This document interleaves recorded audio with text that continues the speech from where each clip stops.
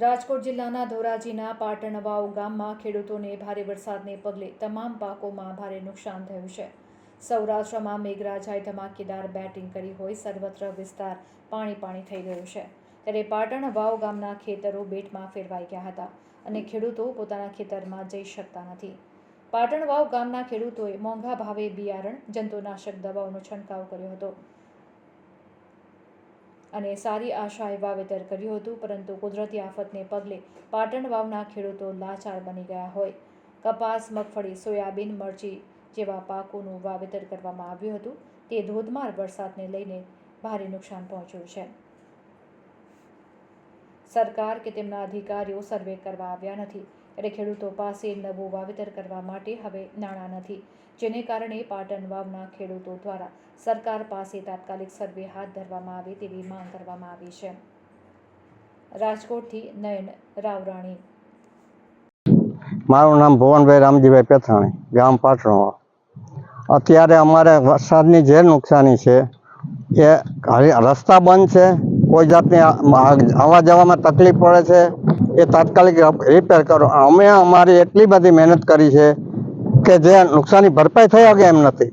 અમારી પાસે કોઈ આવક નથી એવી બીજી કામ એને કરી શકીએ। સરકારી સહાય સિવાય અમને કોઈ આશરો નથી, તો અમને કેમ વળતર તાત્કાલિક આ મળે એવી તમે આયોજન કરો।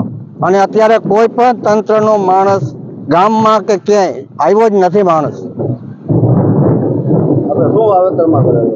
મગફળી, કપાસ અને મરચી અને એટલું બધું વાવેતર છે, 80% વાવેતર ફેલ ગયું છે અને એ પાછું વાવેતર નવેસરથી થઈ શકે એમ નથી। તાત્કાલિક સર્વે કરી અને એની સહાય મળે તો જ અમને મળે એમ છે। વીઘે 3 થી 4 હજાર રૂપિયા બીજ પોચું ખર્ચ છે, મરચીમાં 6 થી 7 હજાર રૂપિયા। રતિલાલ નાથાભાઈ વસોયા। મારે 5 વીઘા જમીન હતી, એમાંથી 3 વીઘા ધોવાઈ ગઈ છે, અત્યારે 2 વીઘા રહ્યા છે। કપાસનું મેં વીઘે 2500નો ખર્ચો કર્યો હતો અને અત્યારે એ બધી 2500 રૂપિયાનું નુકસાની અલગ ને આ ધોવાણ થયું વહી ગયું, એ રિપેર કરશું તો 2 લાખ જેવું ખર્ચો થાય, ત્યાં રિપેર થાય। તમારી શું માંગ છે?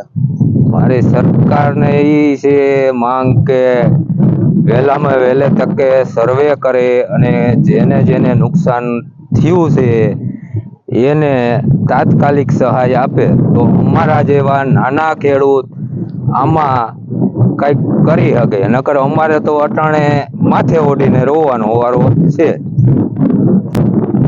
અત્યારે અમારે કોઈ પાસેથી પૈસા ગોતીને બધાય આ બધું કરવું પડે, એના કરતા વહેલી તકે અમને પૈસા આપો અને સહાય આપો એવી મારી માંગ છે। અત્યારે તો અમે લઈને અટાણ લગન તો પૂરું કરતા આવ્યા છીએ, પણ હવે પછી લેવા પડે તો અમારે ન કરવાનું, ન છૂટકે કરવું પડે। મારું નામ કેવલ કાંતિભાઈ પેથાણી, હું પાટણનો રહેવાસી છું। હું એક ખેડૂતનો દીકરો હોવાને માધ્યમથી તમને કહું છું કે અમારે અત્યારે કોઈ બી ખેતરોમાં જઈ શકાય એવી પોઝિશન છે નહીં, બધા રોડ રસ્તા ધોવાઈ ગયા છે। ત્યાં ટ્રેક્ટર, કોઈ ગાડું બળદ કે કોઈ મજૂર જઈ શકે એવી પરિસ્થિતિ છે નહીં। અમે પણ ખેતરે જઈએ છીએ તો એક ખેતરમાંથી બીજા ખેતરમાં, બીજા ખેતરમાંથી ત્રીજા ખેતરમાં વાવેતરવાળા વિસ્તારોમાંથી અમે આડાઅવડા ટપીને જઈએ છીએ, બરાબર। સરકારશ્રીને એવી અમારી વિનંતી છે કે અમને સહાય તાત્કાલિકના ધોરણે આપે તો અમે અમારા રોડ રસ્તા રિપેર કરીએ અને અમે અમારું સાધન પુગાડીએ। અત્યારે અતિ વરસાદના હિસાબે કપાસ, મગફળી, મરચી એનું બધું વાવેતર છે। અમારા ગામની અંદર એમ આશરે 10-15 હજાર વીઘાનું વાવેતર છે, એમાંથી 80% વાવેતર ફેલ ગયું છે। 80% વાવેતર વરસાદના હિસાબે ફેલ ગયું છે। રોડ રસ્તા બધા ધોવાઈ ગયા છે। અત્યારે અમારી ગામની હાલાકી ધોવા પણ કોઈ તંત્રના માણસો આવ્યા નથી અહીંયા। કેટલો ખર્ચો? અંદાજે મરચીમાં 10 થી 15 હજારનો ખર્ચો થાય છે, મગફળીમાં 5 થી 7 હજારનો ખર્ચો થાય છે અને કપાસમાં 3 થી 4 હજાર રૂપિયાનો ખર્ચો થાય છે। તે સંપૂર્ણપણે ધોવાઈ ગયું છે। માત્ર સરકારશ્રીને અમારી વિનંતી છે કે સર્વે કરી અને અમને પૂરતું વળતર મળે એવી અમારી વિનંતી છે સરકારશ્રીને. એક ખેડૂતના દીકરા હોવાને લીધે અમે કહીએ છીએ.